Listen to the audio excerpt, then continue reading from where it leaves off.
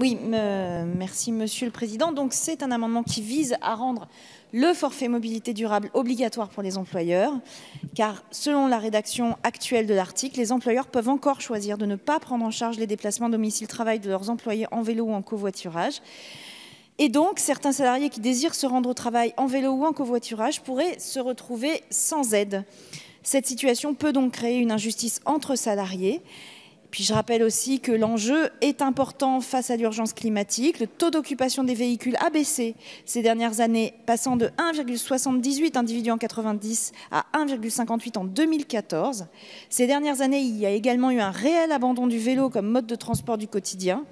Les chiffres, on les a déjà dit plusieurs fois dans cet hémicycle. En 1970, c'était en moyenne 10% des déplacements domicile-travail qui étaient effectués à vélo en France. Le chiffre est de 2% aujourd'hui.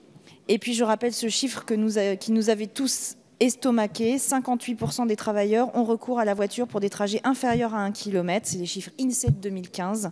Si on veut vraiment inciter les salariés à utiliser le vélo ou le covoiturage dans les déplacements domicile-travail, pour lutter contre l'autosolisme ou pour développer les mobilités actives, tous les salariés doivent pouvoir bénéficier du forfait mobilité durable, d'où cet amendement.